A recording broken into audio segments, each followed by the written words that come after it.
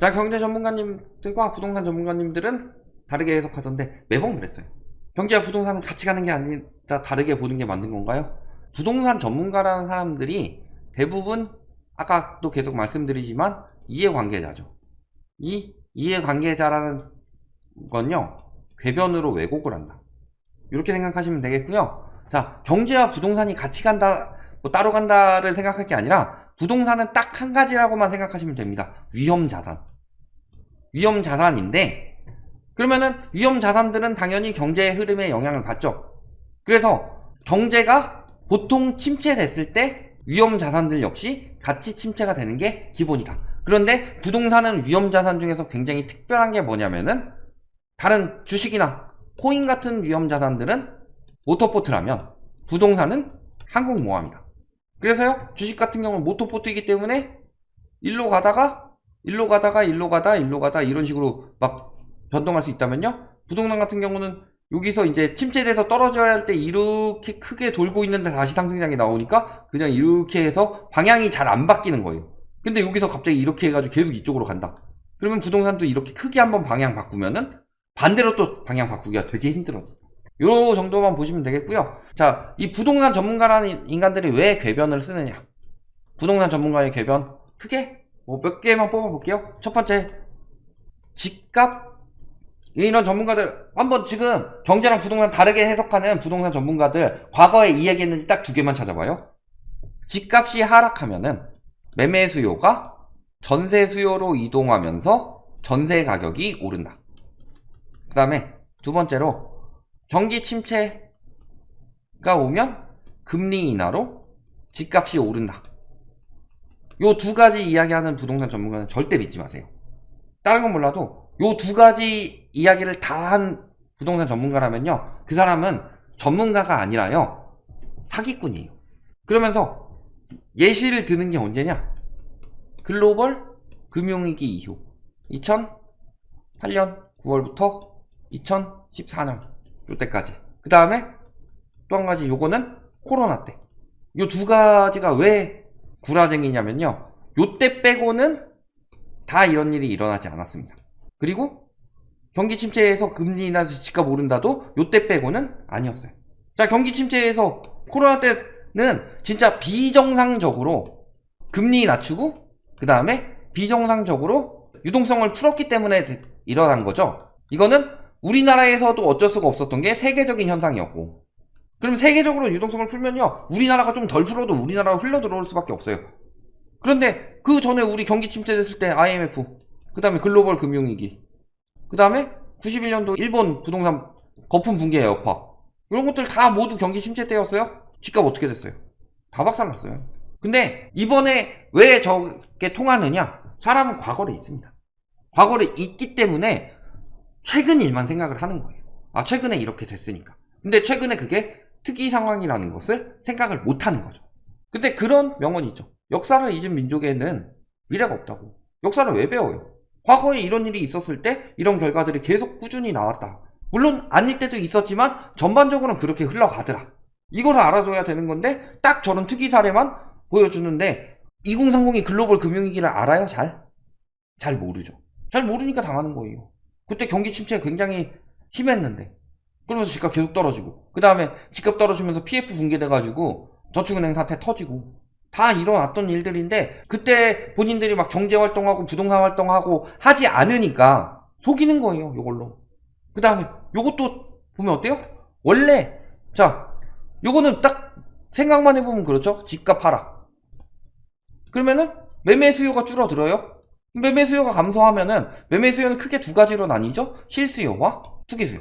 근데 실수요는 전세 수요로 이동한다 라고 말하기에는, 그러면 이 매매 수요로 내가 실거주하기 매입하기 전에 전세 아니면 월세 살고 있잖아요.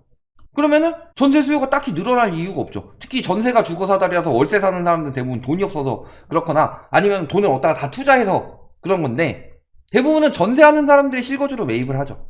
그러면은 전세 살던 사람이 매입을 하려다가 매입을 안 한다. 그러면 매매 수요가 전세 수요로 이동한 게 아니라 전세 수요는 그대로 남아있는 거죠. 그 다음에 투기 수요. 자, 내가 두세 채를 더 살려고 그랬어요. 두세 채를 더 갭투기를 하려고 그랬는데 시장이 좋지 않아. 그러니까 나는 내가 한 채 전세 거주를 하고 있는데 두세 채 더 전세 거주를 할 거야. 그래서 내가 네 채 전세 들어가 있을 거야. 아니죠.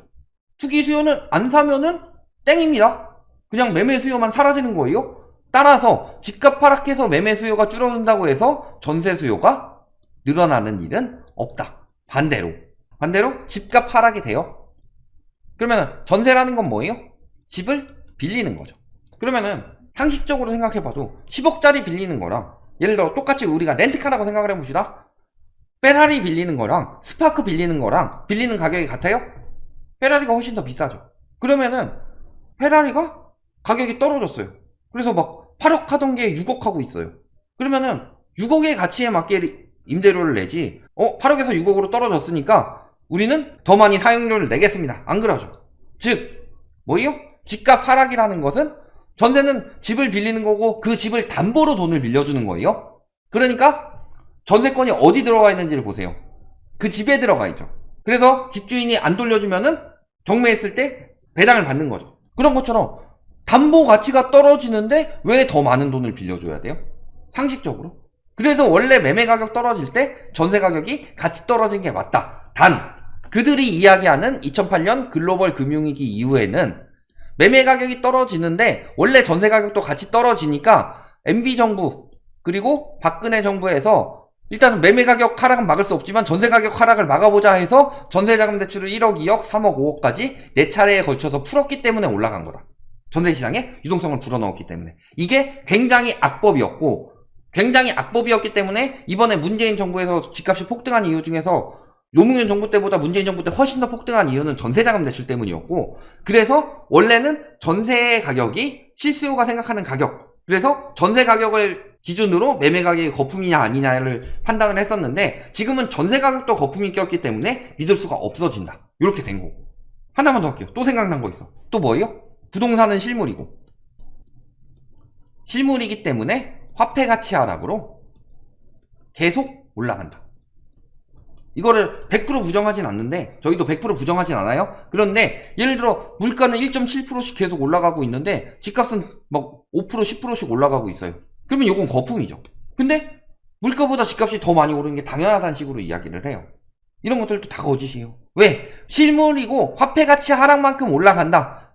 화폐 가치 하락만큼 올라가는 것들에는요 대부분 빚이 껴있지 않습니다. 그래서 빚이 많이 껴있으면요 인플레이션이 오게 되면은 금리를 올리죠. 근데 그 인플레이션이 수요 견인 인플레이션으로 소득이 늘어나고 국가가 되게 잘 돌아가고 활성화돼서 올라간 거다.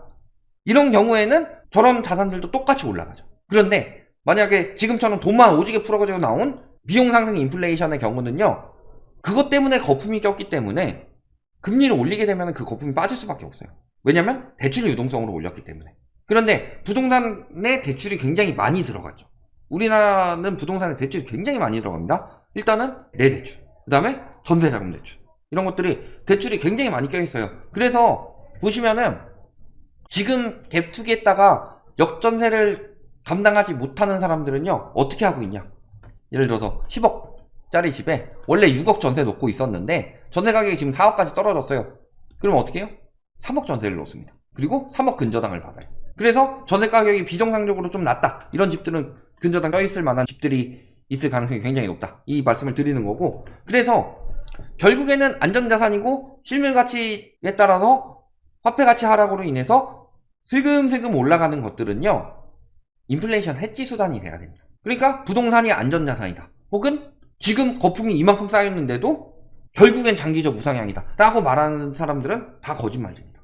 특히 지금같이 비정상적인 거품, 지금 비정상적인 거품이 어느 정도 거품이냐면요 우리나라가 옛날에 그 일본 버블의 향수에 취해가지고 일본 그때 집값은 미쳤었지, 그러니까 일본은 잃어버린 30년이 왔지, 이런 이야기를 하는데요 당시에 일본 PIR이 18.2였나 그랬는데 우리나라가 이번 거품 정점이 PIR이 18.5가 나왔어요. 당시 일본 도쿄 PIR이 18.2인가 그랬는데, 이 정도면 지금 우리나라의 버블이 어느 정도인지 감이 잡히시죠. 그러니까 애가 안 나오는 거예요. 그러니까 애가 안 나오는 거다. 어떻게 애를 낳아요, 집값이 이렇게 미쳤는데. 근데 일본 버블 같은 경우는 그래도 경제가 엄청나게 호황을 맞이하면서 버블이었는데 우리나라는 경제가 굉장히 침체를 맞으면서 버블이 생겼기 때문에 사람들이 먹고 살기 힘드니까 애를 못 낳는 거예요. 이런 것들이 다 그렇게 나오는데 이런 부분을 다 속이고 있다니까요. 부동산 업자들이. 그래서 과거에 그 2018년 기사입니다. 자, 집값 안정화 정책 분석은 왜 부동산 전문가들만 하는 걸까? 그래서 분석을 쭉 해봤어요. 여기 보시면은 금융업계 부동산 전문가에서 보시면 부동산과 이해관계가 있다라고 볼 수 있는 직군이 81.82%고 없다, 있다라고 볼 수 없는 직군이 18.18%다.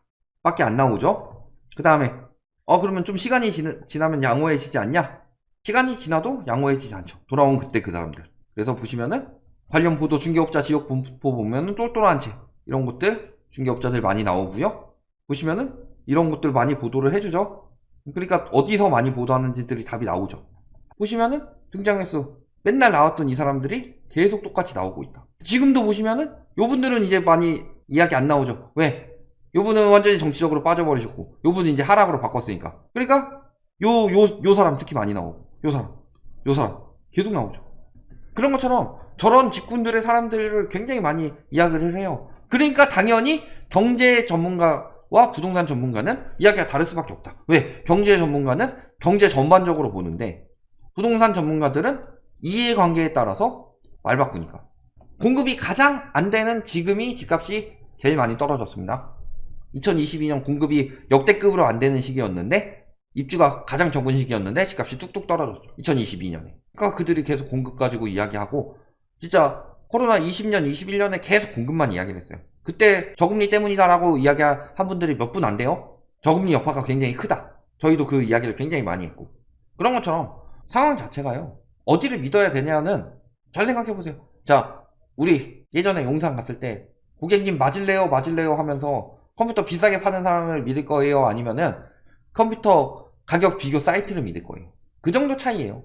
부동산 전문가라고 이야기하는 사람들 중에 대부분은 용팔이이고 경제 전문가들이라고 하는 사람들의 대부분은요 경제에 부동산이 들어가 있기 때문에 어떤 자산을 찝어서 이야기하는 게 아니라 부동산에 대해서 물어보면 부동산 주식도 뭐 어떤 것들은 이렇다 이렇게 이야기하시는 분들은 진짜 가격 비교 사이트 정도의 지식을 갖추고 있는 거고 이 정도 차이다. 그러니까 당연히 전망이 달라질 수밖에 없다.